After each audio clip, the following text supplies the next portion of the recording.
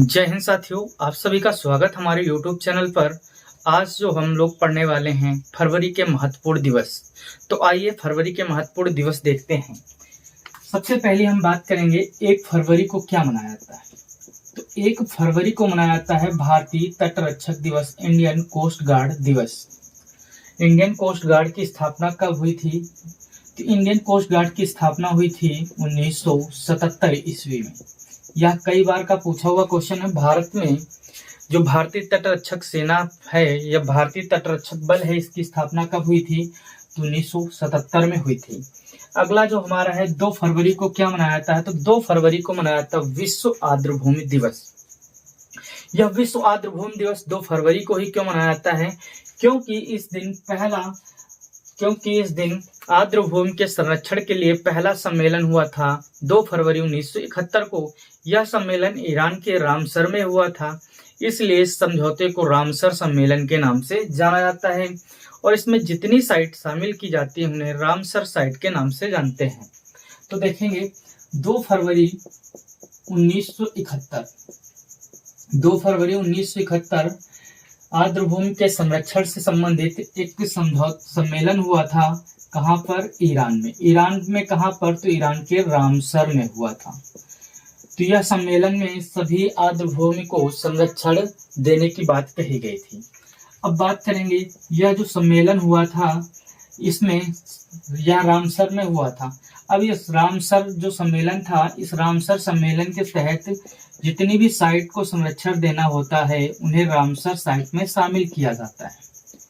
तो Ramsar site में अगर हम बात करें तो विश्व में सर्वाधिक रामसर साइट किस देश की हैं? तो विश्व में सर्वाधिक रामसर साइट जो है वह यूनाइटेड किंगडम यानी ब्रिटेन की। अगर यहीं पे हम बात करें भारत में रामसर साइट कितनी है, तो भारत में टोटल 85 रामसर साइट हैं अभी तक अपडेट जो है। अब पूछेंगे भारत में सर्वाधिक रामसर साइट किसके पास है? तो भारत में सर्वाधिक रामसर साइट है तमिलनाडु में। कितनी है? 16। यहीं पे पूछेंगे उत्तर प्रदेश में कितनी रामसर साइट हैं? तो उत्तर प्रदेश में है 10। यहीं पे अगला क्वेश्चन बनेगा भारत की पहली रामसर साइट कौन सी है? तो जो भारत की पहली रामसर साइट है वह चिल्का झील है। और इसी चिल्का झील के साथ में केवलादेव नेशनल पार्क को भी शामिल किया गया था। केवलादेव नेशनल पार्क को भी शामिल किया गया था। यह राजस्थान में स्थित है, जबकि चिल्का झील उड़ीसा में स्थित है। यहाँ तक आपको समझ में आ गया होगा कि आर्द्रभूमि को संरक्षण देने के लिए सम्मेलन हुआ था 2 फरवरी 1971 को ईरान के रामसर शहर में, इसलिए सम्मेलन को रामसर सम्मेलन के नाम से जाना जाता है। इस सम्मेलन में सबसे ज्यादा बात की जाए तो रामसर साइट किस देश की शामिल की गई थी? तो सर्वाधिक रामसर साइट किसकी है? यूनाइटेड किंगडम यानी ब्रिटेन की है। भारत में टोटल कितनी रामसर साइट हैं? तो 85 है। तमिलनाडु की भारत में सर्वाधिक है, तमिलनाडु में 16, उत्तर प्रदेश में 10 और भारत में पहली रामसर साइट चिल्का झील और साथ में केवलादेव नेशनल पार्क को शामिल किया गया था। तो यहाँ तक आपको समझ में आ गया होगा। आगे चलेंगे, जिसको स्क्रीनशॉट लेना हो वो लेते रहिएगा। अगला है 4 फरवरी। 4 फरवरी को क्या मनाया जाता है? तो 4 फरवरी को मनाया जाता है विश्व कैंसर दिवस। अब विश्व कैंसर दिवस 4 फरवरी को मनाया जाता है और पूछा गया क्वेश्चन कि कैंसर का अध्ययन किसमें किया जाता है? तो कैंसर का अध्ययन किया जाता है ओंकोलॉजी में। ओंकोलॉजी में कैंसर का अध्ययन किया जाता है।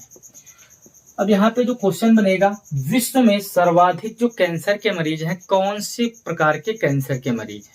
तो विश्व में सर्वाधिक जो कैंसर के मरीज हैं वह लंग्स कैंसर के मरीज हैं, यानी फेफड़ों के श्वास नली किसी की प्रभावित होती है तो उसके मरीज हैं। तो विश्व में सर्वाधिक कैंसर के मरीज जो हैं वो फेफड़े के कैंसर के मरीज हैं। अगला हम बात करेंगे 10 फरवरी। 10 फरवरी को मनाया जाता है विश्व दलहन दिवस। विश्व दलहन दिवस 10 फरवरी को मनाया जाता है। इससे संबंधित फैक्ट देखेंगे। दलहन की बात करें, जो दालें होती हैं इनमें प्रचुर मात्रा में प्रोटीन पाया जाता है, यानी प्रोटीन की अच्छी स्रोत मानी जाती हैं। दालें जो होती हैं वो प्रोटीन का सबसे अच्छा स्रोत मानी जाती हैं। बात करेंगे जो दाल होती हैं, जिस खेत में दाल की खेती की जाती है उस खेत की मिट्टी में किसकी अधिकता होती है? तो नाइट्रोजन की अधिकता हो जाती है। जिस खेत में दाल उगाई जाती है तो उस खेत की मिट्टी में कौन से तत्व की अधिकता हो जाती है? तो नाइट्रोजन की अधिकता हो जाती है। नाइट्रोजन को N2 से डिनोट करते हैं। अगला पूछा जाएगा, दाल जो होती हैं या दलहन वाले पौधे होते हैं, इनकी जड़ों में कौन सा बैक्टीरिया पाया जाता है? तो इनकी जड़ों में राइजोबियम नामक जीवाणु पाया जाता है। दलहन के पौधे में राइजोबियम नामक जीवाणु पाया जाता है। यह जीवाणु का काम क्या होता है? तो यह जड़ों में नाइट्रोजन फिक्सेशन का काम करता है, यानी नाइट्रोजनीकरण का काम करने का कार्य करता है ये राइजोबियम जीवाणु। बात करेंगे भारत में सर्वाधिक दालों का उत्पादन कहाँ पर होता है?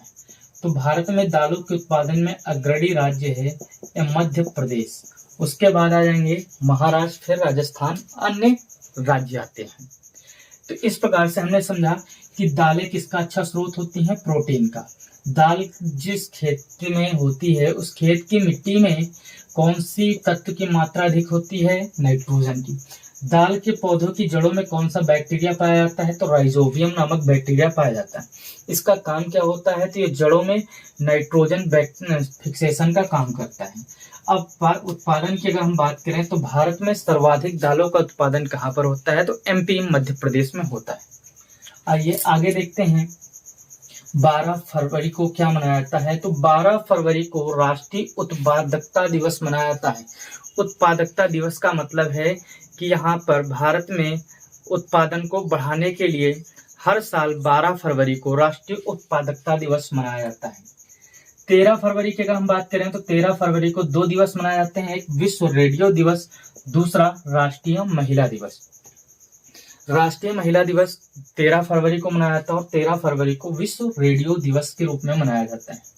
अगर हम रेडियो की बात करें तो रेडियो की खोज किसने की थी? तो रेडियो की खोज की थी मार्कोनी। मार्कोनी के द्वारा रेडियो की खोज की गई थी। अब यहाँ पे अगर हम बात करें भारत में ऑल इंडिया रेडियो की शुरुआत कब की गई थी? तो 1937 में। 1937 में ऑल इंडिया रेडियो की शुरुआत की गई थी। ऑल इंडिया रेडियो की शुरुआत 1937 में की गई थी और इसी का आगे चलकर नाम बदलकर कर दिया गया था आकाशवाणी। और इसी आकाशवाणी का आदर्श वाक्य कई बार पूछा गया है। आदर्श वाक्य, इस आकाशवाणी का आदर्श वाक्य है बहुजन हिताय बहुजन सुखाय। बहुजन सुखाय, यहाँ तक याद रखना है सभी को। भारत का सबसे बड़ा टीवी टावर जो है वो प्रीतमपुरा दिल्ली में स्थित है, याद रखेंगे यहाँ तक। रेडियो की खोज मार्कोनी ने की थी। ऑल इंडिया रेडियो की स्थापना 1937 को हुई थी। ऑल इंडिया रेडियो का नाम बदलकर आकाशवाणी कर दिया गया, जिस आकाशवाणी का आदर्श वाक्य है बहुजन हिताय बहुजन सुखाय, याद रखेंगे यहाँ तक। आगे हम बात करेंगे महिला दिवस से। राष्ट्रीय महिला दिवस 13 फरवरी को मनाया जाता है। तो राष्ट्रीय महिला दिवस की अगर हम बात करें तो ये राष्ट्रीय महिला दिवस किसकी याद में मनाया जाता है, किसकी जयंती पर मनाया जाता है? तो राष्ट्रीय महिला दिवस भारत की स्वर कोकिला कही जाने वाली स्वतंत्रता सेनानी सरोजिनी नायडू की याद में मनाया जाता है या उनकी जयंती पर मनाया जाता है।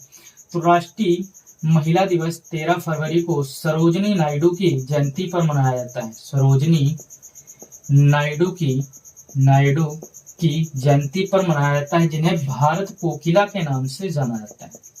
सरोजिनी नायडू को भारत कोकिला के नाम से जाना जाता है।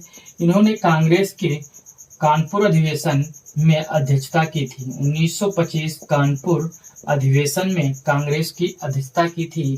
कांग्रेस की अध्यक्षता करने वाली यह एकमात्र पहली भारतीय महिला है। यह पहली भारतीय महिला है, याद रखेंगे। सरोजिनी नायडू उत्तर प्रदेश या पूरे भारत की पहली महिला राज्यपाल भी थी। पहली महिला राज्यपाल भी हैं, याद रखेंगे। उत्तर प्रदेश या पूरे भारत की पहली महिला राज्यपाल सरोजिनी नायडू हैं, जिन्हें भारत कोकिला के नाम से जाना जाता है। आप बात करेंगे यहाँ पर जब दांडी मार्च शुरू किया था गांधी जी ने साबरमती आश्रम से, उस समय गांधी जी की जब गिरफ्तारी हो जाती है, उसके बाद सरोजिनी नायडू इस आंदोलन का नेतृत्व करती हैं। याद रखेंगे, ये क्वेश्चन कई बार पेपर में पूछा जा चुका है।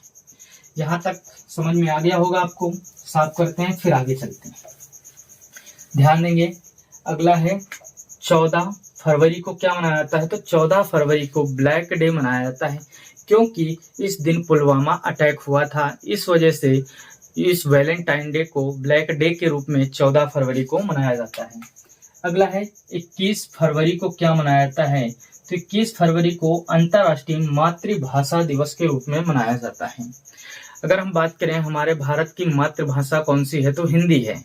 उसकी लिपि की अगर बात करें तो लिपि कौन सी है? देवनागरी।